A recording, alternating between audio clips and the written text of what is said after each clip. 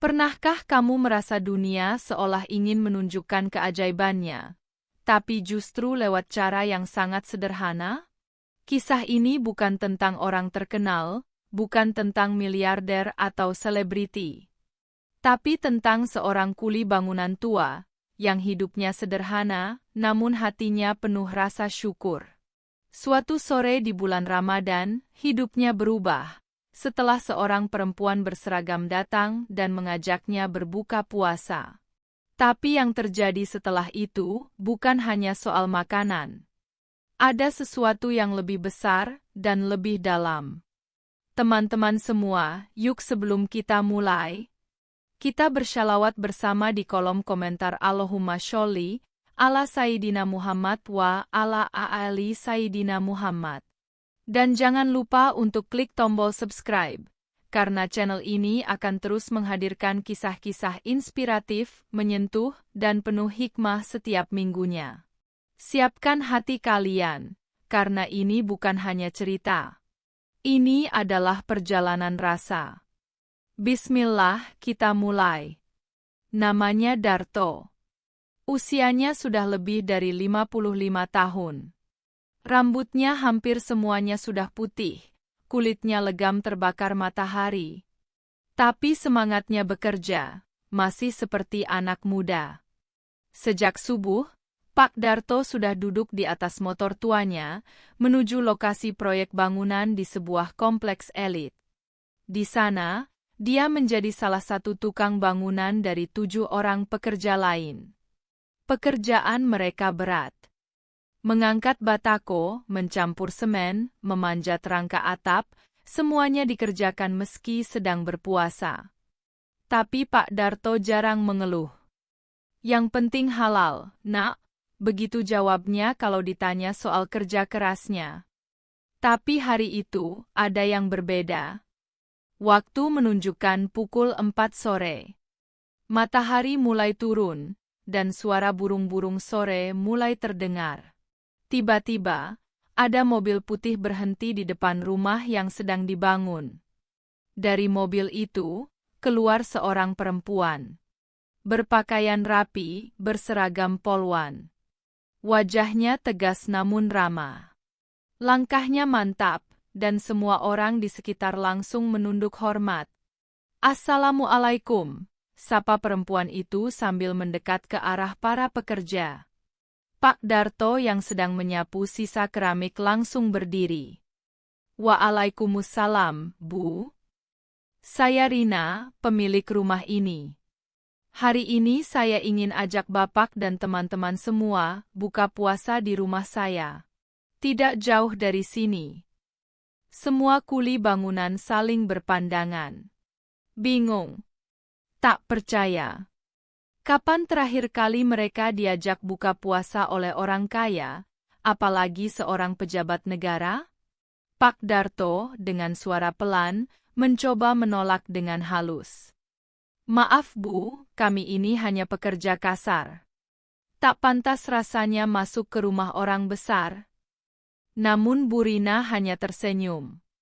"Bapak-bapak semua ini pekerja keras. Tanpa kalian, rumah ini tidak akan berdiri. Kalian pantas dihormati. Bukankah dalam Islam, kita diajarkan untuk memuliakan orang yang bekerja dengan tangannya sendiri?" Jawaban itu seperti air sejuk yang menetes di hati Pak Darto. Matanya mulai berkaca. Ia hanya bisa mengangguk pelan.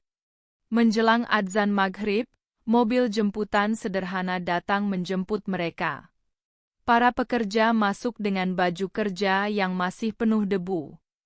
Mereka sempat bertanya, "Apa kita boleh masuk rumah orang kaya dengan baju seperti ini?"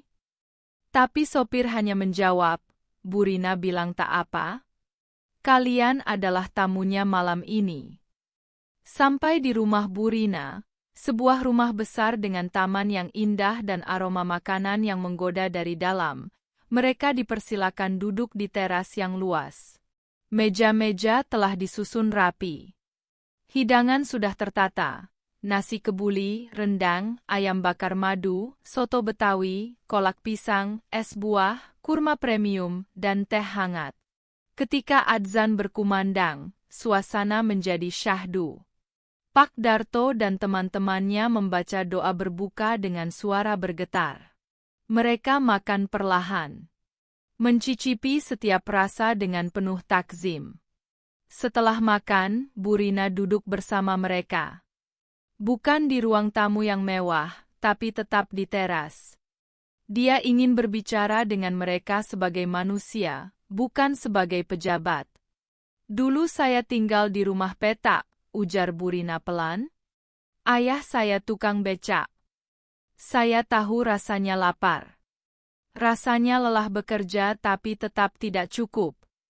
Tapi saya bersyukur. Saya punya orang tua yang selalu mengajarkan saya untuk bersyukur dan belajar keras. Dari sanalah saya bisa jadi seperti sekarang. Ia lalu melanjutkan, setiap saya melihat kalian bekerja di sini, saya ingat ayah saya. Tangan kasarnya, keringatnya, semangatnya. Maka izinkan saya berbagi, bukan karena saya lebih kaya, tapi karena saya ingin menyampaikan cinta yang dulu pernah diberikan ke saya, lewat kalian. Pak Darto tertegun. Teman-temannya juga menunduk. Beberapa menyeka air mata. Malam itu bukan hanya tentang makanan, tapi tentang harga diri, tentang dihargai, tentang dikenali sebagai manusia yang layak. Sebelum pulang, Bu Rina menyerahkan sebuah kantong kertas kepada masing-masing dari mereka. Ini rezeki dari Allah lewat saya. Tolong jangan lihat nilainya, tapi lihat niatnya, ucapnya dengan suara lembut. Di dalam kantong itu, ada baju koko baru, uang tunai Rp500.000, paket sembako, serta sepucuk surat kecil yang ditulis tangan. Semoga keberkahan Ramadan ini sampai ke rumah Bapak. Terima kasih karena telah membangun rumah ini dengan jujur dan sabar. Rina. Pak Darto membaca surat itu berulang kali. Dan saat pulang ke rumah, istrinya hanya bisa memeluk sambil menangis. Pak, ini berkah yang tak ternilai. Allah benar-benar sayang sama kita. Malam itu, Pak Darto bangun lebih awal dari biasanya. Ia mengambil air wudhu dan sholat tahajud. Bukan untuk meminta harta lebih, tapi untuk bersyukur, karena di usianya yang senja, ia masih bisa merasakan dihargai dan dimuliakan. Ya Allah, doanya lirih, jika aku tak bisa memberi banyak, setidaknya jadikan aku seperti Bu Rina, yang tak lupa asalnya, dan tak tinggi hati ketika sudah naik derajat. Teman-teman, dari kisah ini kita belajar bahwa kemuliaan bukan hanya soal pangkat atau harta, tapi tentang bagaimana kita memperlakukan orang lain. Bahwa Ramadan bukan hanya tentang menahan lapar, tapi juga melatih empati, kasih sayang, dan kemurahan hati. Kadang, kita tak butuh banyak untuk membuat orang lain bahagia. Cukup dengan menganggap mereka ada, dan menghargai keberadaannya. Dan untuk kamu yang sedang merasa hidupmu biasa saja, percayalah, bisa jadi kamu adalah Bu Rina untuk orang lain. Atau justru Pak Darto yang akan menerima kejutan dari langit, lewat tangan manusia yang peduli. Cerita ini adalah kisah fiksi yang terinspirasi dari realita kehidupan sehari-hari. Jika ada kesamaan nama, tempat, atau peristiwa, itu hanyalah kebetulan semata. Kisah ini dibuat untuk menginspirasi, memotivasi, dan mengajak kita semua menjadi manusia yang lebih peka dan penuh cinta, terutama di bulan suci Ramadan. Terima kasih sudah mendengarkan sampai akhir. Jangan lupa untuk like, komen, dan subscribe, agar kamu tidak ketinggalan kisah-kisah penuh hikmah lainnya. Semoga malam ini, kamu juga mendapatkan kejutan kecil dari langit. Wassalamualaikum warahmatullahi wabarakatuh.